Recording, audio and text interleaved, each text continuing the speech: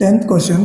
Okay, ಒಂದು equation ಕೊಟ್ಟಿದ್ದಾನೆ, ಇದನ್ನ ಸಾಲ್ವ್ ಮಾಡಬೇಕು. ಆಮೇಲೆ ಚೆಕ್ ಯುವರ್ ರಿಸಲ್ಟ್ಸ್ ಅಂದರೆ ನಾವು ಮಾಡಿರೋ ಆನ್ಸರ್ ಕರೆಕ್ಟ್ ಐತೆ ಇಲ್ಲ ಅಂತ ಚೆಕ್ ಮಾಡು. ಅದು ಯಾವ ಥರ ಅಂತ ನೋಡೋಣ. ಈಗ ಎಮ್ ಇರೋದೆಲ್ಲ ಒಂದು ಸೈಡ್ ತೊಗೊಂಬಂದ್ರಿ, 3m + 5m ಈ ಕಡೆ ಬಂದರೆ -5m ಆಯಿತು. ನಂಬರ್ ಇರೋದೆಲ್ಲ ಒಂದು ಸೈಡ್. ಓಕೆನಾ? ಸೊ ಎಮ್ ಇರೋದೆಲ್ಲ ಒಂದು ಸೈಡು, ನಂಬರ್ ಇರೋದೆಲ್ಲ ಒಂದು ಸೈಡ್. ಈಗ ಒಂದು ಪ್ಲಸ್ ಮೈನಸ್ ಇದೆ, ಗ್ರೇಟರ್ ನಂಬರ್ಸ್ ಏನಾಗ್ತೀವಿ, 5m ಅಲ್ಲಿ 3m ಹೋದರೆ 2m ಆಯಿತು, = -8/5. ಈಗ m = -8/5.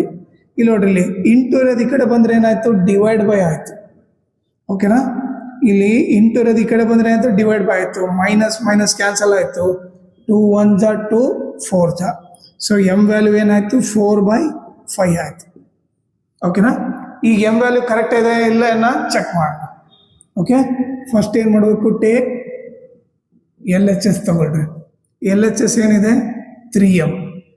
ಓಕೆ, 3m ಅಂದರೆ ಏನು, 3 × m ಇದ್ದಲ್ಲಿ ಏನಾಗಬೇಕು, 4/5.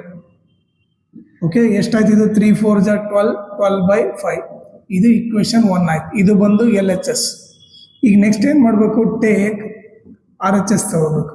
RHS ಏನಿದೆ, 5m - 8/5 ಇದೆ. ಓಕೆ, m ಇದ್ದಲ್ಲಿ ಏನು ಸಬ್ಸ್ಟಿಟ್ಯೂಟ್ ಮಾಡಬೇಕು, m ಇದ್ದಲ್ಲಿ 4/5 ಸಬ್ಸ್ಟಿಟ್ಯೂಟ್ ಮಾಡಬೇಕು.